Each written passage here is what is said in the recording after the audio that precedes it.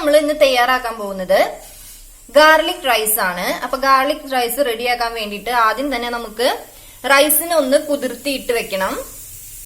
അപ്പൊ ആദ്യം തന്നെ ഞാൻ റൈസിനെ ഒന്ന് കുതിർത്തിയിട്ട് വെച്ചിട്ടുണ്ട്. റൈസിന്റെ അളവ് പറയുകയാണെന്നുണ്ടെങ്കിൽ ഞാൻ മെഷർമെന്റ് കപ്പില് ഒരു 1.5 കപ്പ് റൈസാണ് എടുത്തിരിക്കുന്നത്. 2 പേർക്ക് സുഖമായിട്ട് കഴിക്കാം. ഇതിനെ നമ്മൾ ഒരു ഏകദേശം അരമണിക്കൂർ നല്ലപോലെ വാഷ് ചെയ്ത ശേഷം ഒന്ന് കുതിർത്തിയിട്ട് വെക്കുക. ഇപ്പൊ അരി ഞാൻ ഇവിടെ എടുത്തേക്കുന്നത് ബസ്മതി റൈസ് അല്ല കേട്ടോ, നമ്മള് നെയ്ച്ചോറൊക്കെ വെക്കുന്ന ജീരകശാല റൈസ് ആണ് എടുത്തിരിക്കുന്നത്. ബസ്മതി റൈസ് ഉണ്ടെന്നുണ്ടെങ്കിൽ ബെറ്റർ അതായിരിക്കും കേട്ടോ. സോ നമുക്കിനി റൈസിനെ കുക്ക് ചെയ്തെടുക്കാം. അപ്പൊ അതിന് വേണ്ടിയിട്ട് നമ്മള് വെള്ളം വെച്ചിട്ടുണ്ട്. വെള്ളം നല്ലപോലെ തിളച്ചു വരുന്നുണ്ട്. നമുക്ക് അതിനകത്തേക്ക് ആവശ്യത്തിന് ഉപ്പ് ചേർത്ത് കൊടുക്കാം. ഇനി നമുക്ക് ഇതിനകത്തേക്ക് അല്പം നെയ്യ് ചേർത്ത് കൊടുക്കാം. നെയ്യല്ല എന്നുണ്ടെങ്കിൽ കുറച്ച് വെളിച്ചെണ്ണ ചേർത്ത് കൊടുത്താലും മതി കേട്ടോ. കാരണം റൈസ് തമ്മിൽ അങ്ങ് ഒട്ടിപ്പോവാതിരിക്കാൻ വേണ്ടിയിട്ടാണ് നമ്മൾ ചേർക്കുന്നത്. അപ്പൊ ഞാനിവിടെ കുറച്ച് നെയ്യും കുറച്ച് വെളിച്ചെണ്ണയും കൂടെ മിക്സ് ചെയ്തിട്ടാണ് ചേർക്കുന്നത്. അത് നമുക്ക് കുറച്ച് വെളിച്ചെണ്ണ കൂടെ ചേർത്ത് കൊടുക്കാം. ഇപ്പൊ വെള്ളം നല്ലപോലെ തിളച്ചു വരുന്നുണ്ട് കേട്ടോ.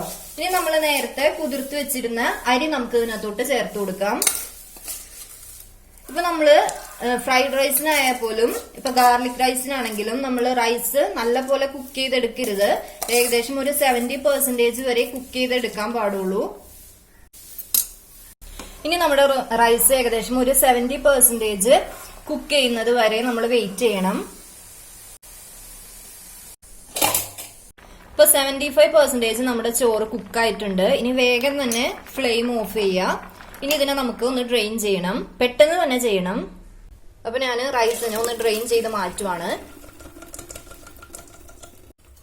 ഒന്ന് ചെറുതായിട്ടൊന്ന് സ്പ്രെഡ് ചെയ്ത് ഇട്ട് കൊടുക്കുക. അപ്പോഴേക്കും നമ്മുടെ റൈസ് ഒന്ന് വെള്ളമൊക്കെ പോയി ചൂടൊക്കെ ആറി റെഡി ആയിട്ട് വരും. ഇനി നമുക്ക് ഈ ടൈമില് ബാക്കിയുള്ള പ്രിപ്പറേഷൻസ് ചെയ്യാം. അപ്പൊ ഇനി നമുക്ക് റൈസ് റെഡിയാക്കി എടുക്കാൻ വേണ്ടിയിട്ട് ഒരു പാൻ വെച്ചിട്ടുണ്ട്. പാൻ ചൂടായി വരുമ്പോൾ അല്പം നെയ്യ് ഒഴിച്ചു കൊടുക്കുക. നെയ്യല്ല എന്നുണ്ടെങ്കിൽ ബട്ടർ എന്ത് വേണമെങ്കിലും യൂസ് ചെയ്യാം കേട്ടോ.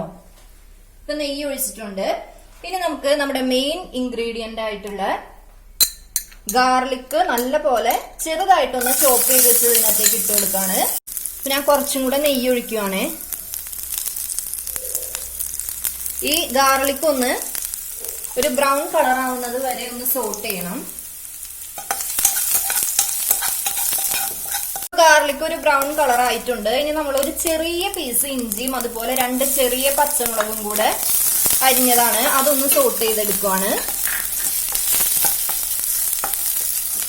ഇതിന്റെ ഒന്നും പച്ചമണം ഭയങ്കരമായിട്ട് മാറണമെന്നൊന്നും ഇല്ല കേട്ടോ.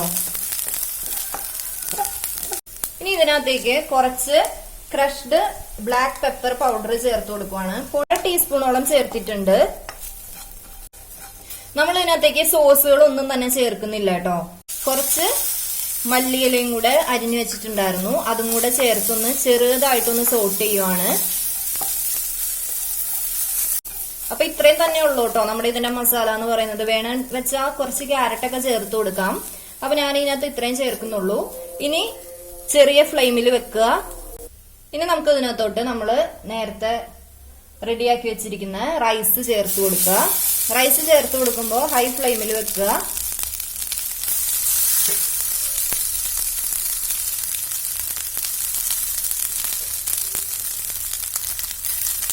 ഇനി ഒന്നെല്ലാം കൂടെ നല്ലപോലെ മിക്സ് ചെയ്യുക.